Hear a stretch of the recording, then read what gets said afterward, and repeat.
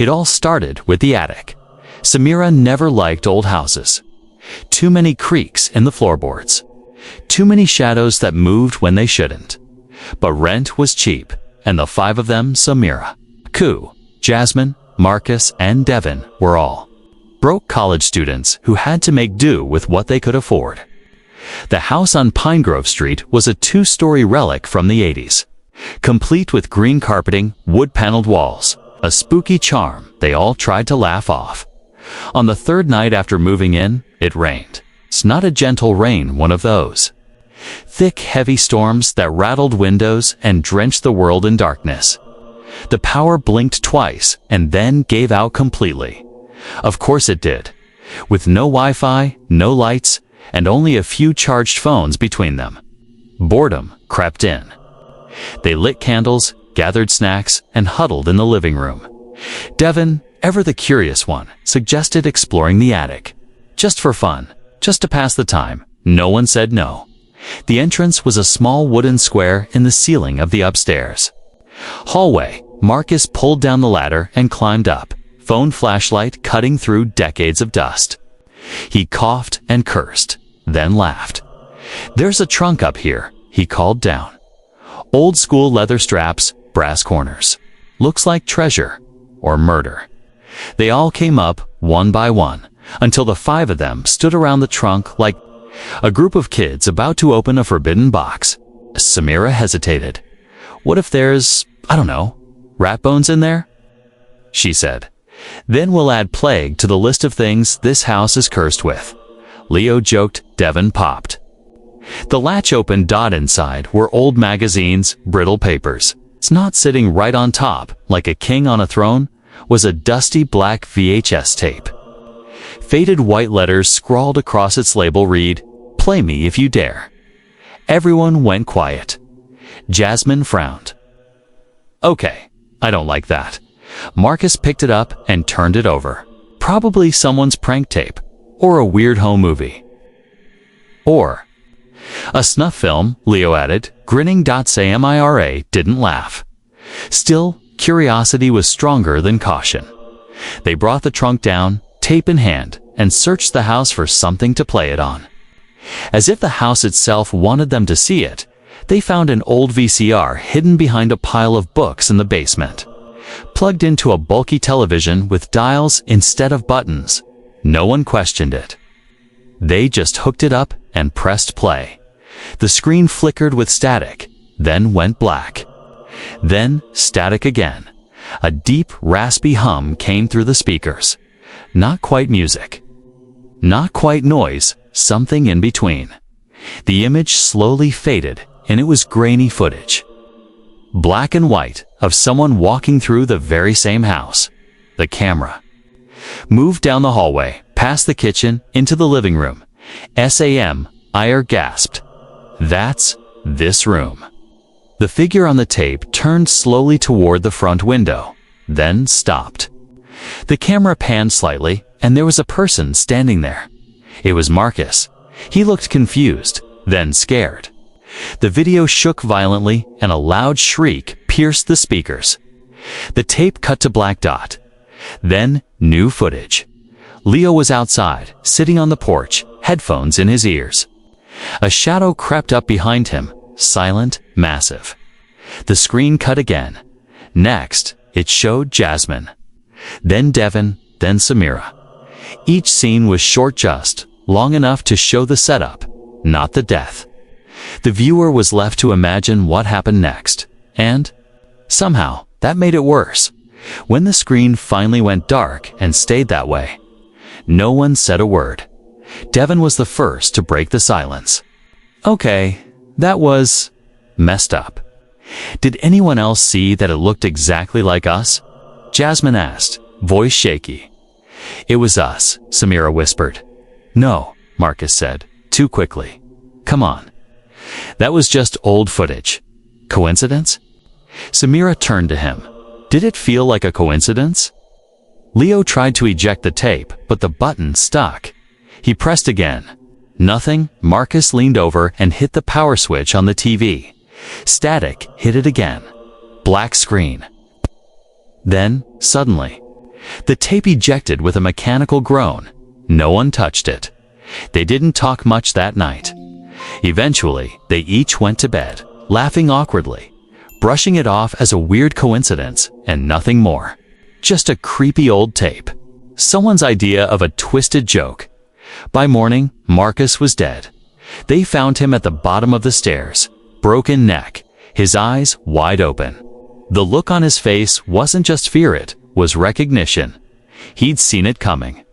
Just like on the tape, the coroner called it a tragic accident. Old house, weak railing, a slip in the dark. But the 4 remaining friends knew better. Samira didn't speak at the hospital. She didn't cry. She didn't blink when the officer asked routine questions. Her mind was replaying one thing over and over, the exact angle of Marcus's head as it was shown on the tape. It was identical. Back at the house, no one wanted to mention the VHS, but it sat on the table like a silent guest. No one picked it up. No one dared play it again, until 2 nights later. The storm came back. Thunder rolled low like a growl. The lights flickered again, and the tape was gone. Samira noticed it first. It had vanished from the table. She checked. Her room, then the living room, then the basement. Devin found it in the VCR, already inserted. The TV powered on by itself. "I didn't do that," he said quietly. Samira stared at the screen.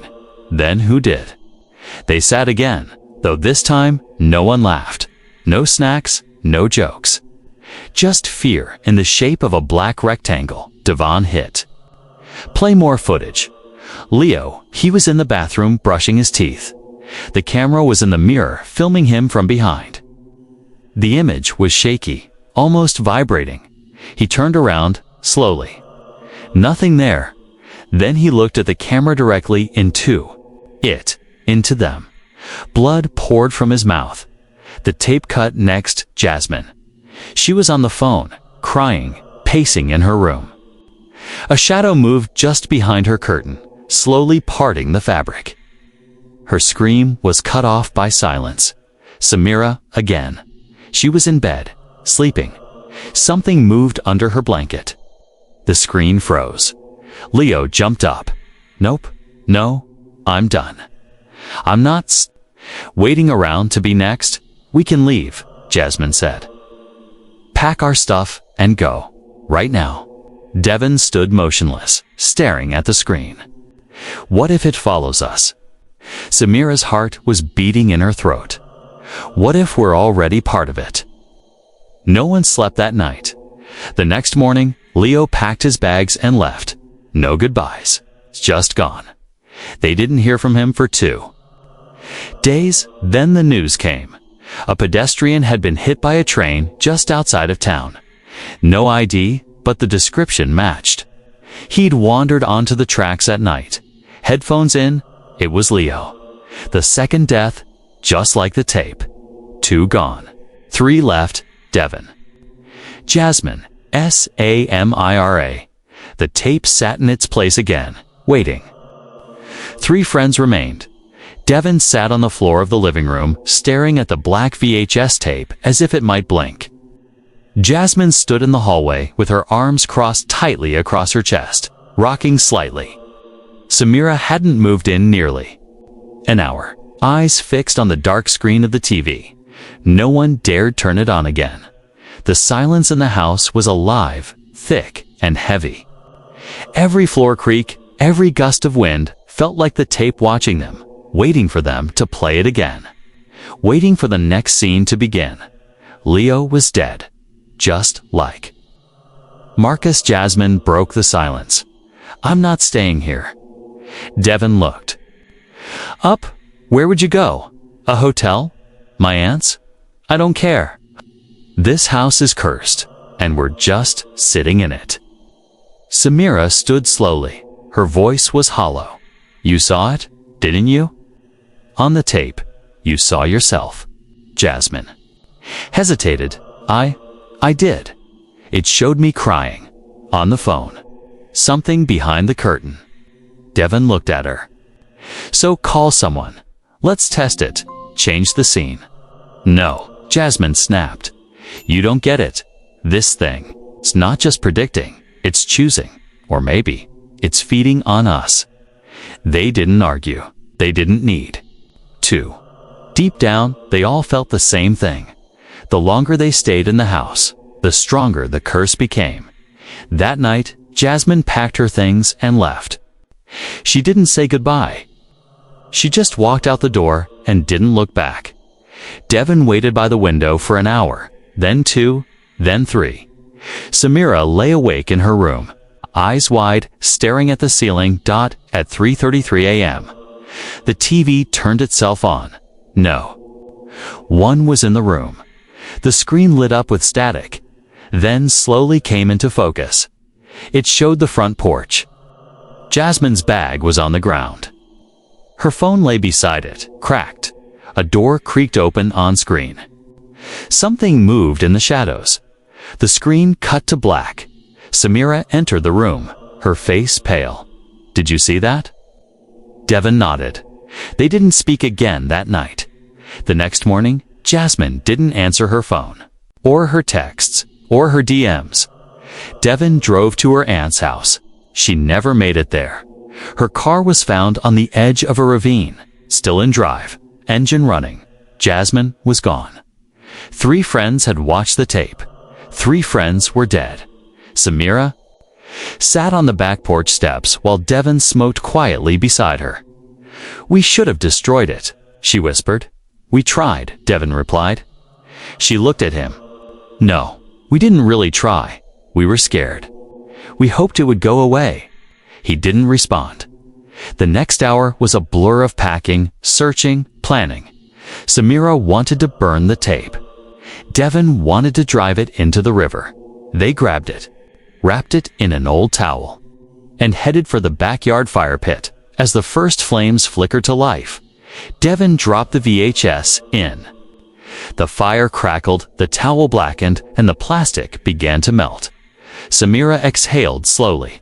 That's it. It's done. But then the fire turned blue. Not the wood, not the towel.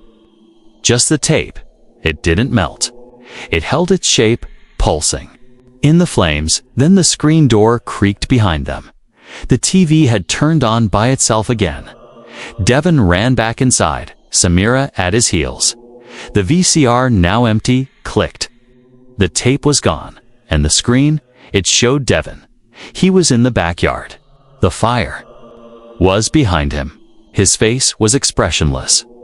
His shirt was torn. He turned toward the camera toward them. A sound like glass shattering rang through the house. Devin dropped to the floor, clutching his stomach. Blood. Samira screamed and rushed to him, but it was too late. His eyes locked with hers, confusion and fear frozen in them. Devin's last breath left him before she could even say his name. Now she was alone. The last one. The cursed tape had taken everyone. Samira stared at the screen, which had returned to static. She sat there for hours, unmoving, the weight of fear and grief anchoring her to the floor. Then something changed. The static faded. The screen lit up again. This time, it wasn't the house. It wasn't her. It was someone else, a teenage boy, sitting in a dark room, watching the tape. He paused it, got up, walked away. Then the tape rewound itself. Samira's blood ran cold. It was still playing, but not for her anymore. For someone else. She grabbed a pen and paper, scribbled down everything she could remember, and shoved it into an envelope. She labeled it, "Whoever finds this, read before you. Watch." Then she did something no one else had tried. She drove to the Old Town Library in the local archives room. She searched through boxes of town records, newspaper clippings, and fire department logs, and she found it. 1994. Mysterious fire destroys video store. Owner missing, only item recovered, a melted VHS tape still intact. The store had been called Eternal Flicks, owned by a man named David Ivers. No one ever saw him again. Samira followed the trail to an old house on the outskirts of town. It had been boarded up for years. She broke in. The smell of mildew and dust filled her nose as she wandered through the forgotten space. Shelves full of burnt tapes, a desk covered in ash, and in the center of the room an altar, not a religious one, a shrine made of broken VHS parts. Reels, magnetic tape twisted like vines, with candles melted into the floor. Behind it, nailed to the wall, was a photograph. A man. The caption read, "David Ivers, my films will never die." Samira stepped back, heart pounding. Then she saw the camera. It was aimed at the door. Its red light blinked. Recording. She turned to leave. But a voice crackled through the speaker behind her. Low, garbled, familiar. Roll credits. The door slammed shut and the screen turned black. Samira pounded on the door. "Let me out." No response. The soundproofing in the old house must have been thick, designed that way for a recording studio. She tried the windows, but they were nailed shut from the outside. The room was cold. Despite the summer air, the blinking red light on the camera in the corner continued recording, as if documenting her fear. She was inside the old video store owner's house. And she wasn't alone. The walls were lined with VHS tapes, not labeled, not stored alphabetically, just stacked dozens of them like tombstones, each one with the same eerie look. Matte black plastic, no labels, and an aura of silence. Samira's breath fogged the air in front of her face. She turned back to the strange altar, the shrine to something darker than film. The magnetic tape, twisted into symbols she didn't recognize. Melted plastic figures lined the bottom, and the wax from hundreds of burned candles had pooled into grotesque sculptures. But what made her stomach drop was the TV in the corner. It was on. She hadn't touched it. On the screen, a man, thin, wild-eyed, holding a camera and speaking into it. He looked exhausted, like he hadn't slept in weeks. "My name is David Ivers," the man said, voice trembling. "And this is my confession." Samira stepped closer. "I created the tape," David continued. "Not on purpose. Not like this. I wanted to make something unforgettable. Something that would make people feel what I felt." But the tape, it started doing things. It showed people scenes I never filmed. Things that hadn't happened yet. He laughed bitterly, and then showed me my own death. The screen flickered, then showed a grainy image of him in the exact room Samira stood in now. David had a knife. His hand shook. A shadow moved behind him. The footage cut to static. Then, silence. Samira's heart was beating so hard it felt like it was trying to escape her chest. She turned away from the screen, and the camera blinked off. The door behind her creaked open. Slowly, she didn't wait. Samira bolted down the hallway, down the rotting staircase, and out through the front door, which now swung freely in the wind. As she stumbled into the daylight, she realized something. She had seen her death on the tape too, back in the house, but it hadn't happened yet. It meant there was still time. She didn't go home. Instead, she drove straight to the university's film department. There was one person who might understand what was happening: Professor Lennox, who taught horror cinema and media studies. He had once spoken about cursed films and urban legends. She remembered a lecture where he mentioned mimetic objects, items that carried information with the power to infect reality. It sounded ridiculous back then. Now, it was her last hope.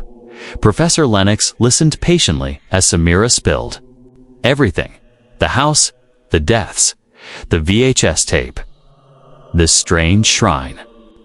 David Ivers. When she finished, he leaned back in his chair, eyes narrowed. "There's a theory," he said. "It's not widely accepted, but it's been documented. Certain objects, especially analog recordings, can retain residual intent, emotion, trauma. If someone dies during a recording under extreme distress or spiritual corruption, their essence can imprint onto the medium, like a ghost, Samira asked. More like a virus. A cursed file that wants to spread. You said you watched it. She nodded. He sighed. Then it's already inside you. She stood quickly. What do I do? Lennox hesitated. You can try destroying every copy. If that fails, you isolate it, lock it away, key it from spreading. But it plays itself, Samira said. It moves on its own. Then maybe the tape isn't the source anymore, he said grimly. Maybe you are. The words hit her like a punch. If the curse had passed from the tape to her, then even if she ran, it would follow. Or worse, it would spread through her. That night, Samira returned to the house, not to destroy the tape, but to end the pattern. She set up a camera, pointed it directly at herself, hit record. Then she looked into the lens and whispered, "You won't get anyone else." Behind her, the old VHS flickered to life one last time. The camera blinked red. Recording, Samira stared into the lens, her face pale. Calm. Maybe it was acceptance. Maybe it was exhaustion. Maybe she just didn't want to be afraid anymore. Behind her, the cursed tape had slid itself into the VCR again without hands, without a sound. The TV lit up. Static cracking softly through the silence. She didn't look back. I'm not running anymore, she said, her voice steady. If this thing wants an audience, then I'm giving it the end of the show. The screen behind her began to flicker. Images distorted and danced in black and white grain. First it showed Marcus, then Leo, then Jasmine, then Devin Dot, each of them frozen moments before death.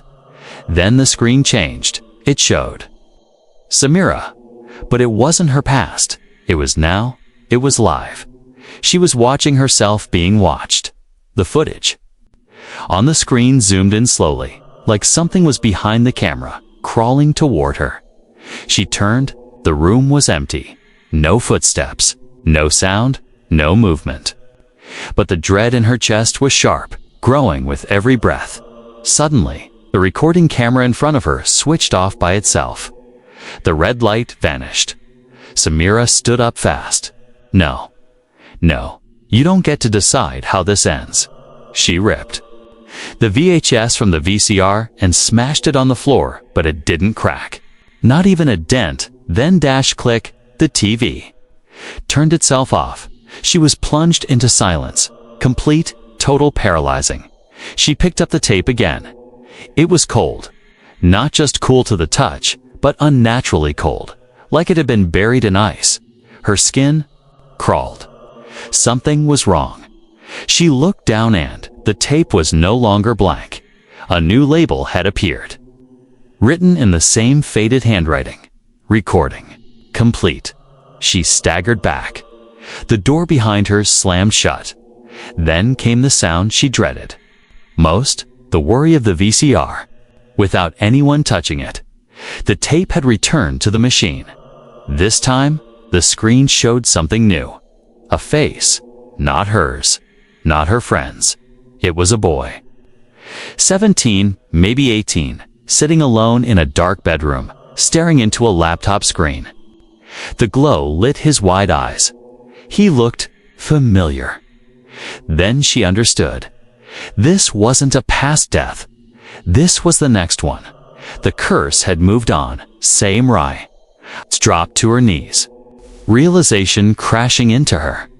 The tape wasn't attached to the house anymore. Or, to her, it had imprinted itself into the recording. And now, that video, her last stand. Her confession was spreading because the camera had been live streaming. She had unknowingly uploaded the cursed tape's final form. Digital version. One that no longer needed a VCR. No longer needed a viewer to rewind or press play.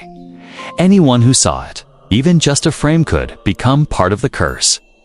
That boy on the screen. He had watched it, her voice, her warning. Her final stand, it had already reached him.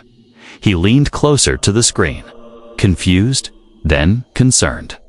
She could almost hear his whisper from the static. Is this real? Then came the flicker of shadows behind him. The tape began predicting again. Samira couldn't scream, couldn't cry. It was already done. She had tried to end the curse, and instead, she had helped it evolve. Behind her, the computer screen turned on. There was no keyboard attached, no power button pressed. It simply came to life, displaying her own face in a thumbnail. Titled, "She watched the VHS that predicted." Her death reel footage underneath, in small text, 45,113 views, just uploaded. Samira took one step back, and the video auto-played. The sound of her own voice echoed through the room, saying the first words she had spoken to the camera. Hours ago, you won't get anyone else. She realized then it already had. The video played. Samira's voice echoed softly in the dark, stale air of the house. You won't get anyone else. The computer glowed with her image. Frozen in time, is tired, spirit broken. And yet, even now, she hadn't realized the truth. She had already passed it on. The camera had streamed her message to the internet, and in less than an hour, it spread across the platform like wildfire. First, horror enthusiasts found it, then reaction channels, then true crime vloggers. Some thought it was brilliant fiction. Others swore it was cursed, but all of them watched it, and those who did started dying. Not right away. That's not how it worked. Some went to sleep and never woke up. Some vanished without a trace. Others were found in horrifying states that matched moments shown in the grainy footage. Each new victim. Another frame added. The video began updating itself. New faces, new deaths, new subscribers to the curse. It became the first truly viral haunting. Unstoppable, self-replicating. By the time the authorities investigated, it was too late. The original video had been downloaded, screen-recorded, and reshared across dozens of accounts. The platform's algorithm kept recommending it. Even removing the original upload did nothing. Copies kept popping up like infected spores. And in the middle of it all, Samira was gone. No one ever saw her again. Some say she disappeared into the forest behind her house. Others believe she became part of the tape itself, her consciousness trapped within the cursed footage. But the truth was far more terrifying. The boy who had watched it first, the teenager Samira saw in the final frame, his name was Eli Carson, 17, high school senior. He loved horror stories. He thought it was fake. He left a comment under the video. Nice effects, lol. Totally fake though. 2 nights later, his body was found in the school auditorium. A fire had started from the projector room, but Eli didn't burn. He was already dead when they found him. His eyes wide open, mouth slightly ajar, like he'd seen something right. Before the end, security footage showed no one entering or leaving the room. But at 2:44 a.m., a projector turned on by itself. The tape played. His scream echoed for exactly 6 seconds, then silence. People tried to explain it. Digital sleuths dissected the video frame by frame, looking for glitches, editing tricks, hidden clues. One YouTuber who posted a breakdown video was found dead in her bathroom, her laptop still recording.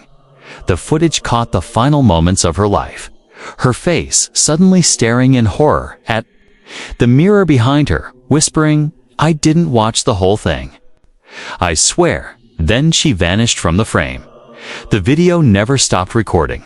It was as if she had been erased in real time. The deaths didn't always follow a pattern.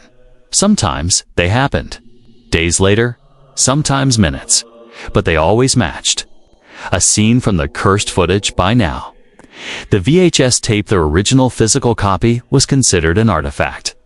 A group of paranormal researchers tracked it down to the Ivers' house. When they entered, they found the TV still warm, the VCR still humming, no Samira, no blood. Just a single message scrawled across the wall in magnetic tape. You watched. Now it's watching you. They took the tape. They sealed it in a lead-lined box and stored it in a vault beneath a research lab. 3 days later, the lead box was empty. The tape was found in one of the researchers' homes. Playing on a loop, he was found dead, eyes burned. Out. The tape was never seen again, but the video kept circulating online. Now, it was no longer a YouTube clip. It had spread to TikTok, Instagram. Short-form video sites dash everywhere. People posted reaction videos, only to go missing within hours. Podcasters who discussed it began reporting strange interference, static, distant whispers, glitches. Some claimed their voices were being replaced on recordings with Samira's whisper, as if she was still trying to warn them. Eventually, the story made the news. Of course, they didn't believe it. They framed it as a digital myth, calling it the death tape hoax. But even skeptics refused to play it on live. TV.1 local news anchor tried. The station cut to static halfway through the broadcast. The anchor never came back on screen. And you're here. Listening, watching, maybe. Someone sent you the link. Maybe you were just curious. Maybe you thought this was just another creepy story. But you've seen it now. Even if you skipped ahead. Even if you muted it. Even if you only glanced at the Axus thumbnail. That's all it takes. Because the curse no longer lives inside a tape. It lives inside the footage. Inside the story, it doesn't need to be played anymore. It just needs to be known. So here's what happens next. You'll hear a sound. Maybe tonight. Maybe in a week. A low hum. Like an old TV turning on in another room. Even if you don't own one, then the shadows will start moving. Differently, your reflection will blink when you don't. And sometime soon, maybe, when you're brushing your teeth. Or walking past a dark window. Or scrolling late at night to see your own death. Not real, not yet. Just a flicker. A vision. But it's coming. Just like it did for Marcus. For Leo. For Jasmine. For Devin. For Samira. And now, for you. If you don't believe me, that's fine. You will. When the screen lights up on its own. When the static begins. When the recording starts without your permission. When your story becomes the next scene, then you'll understand.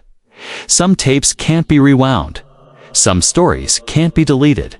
And some endings are already written. Thanks for watching. Hoped you liked it.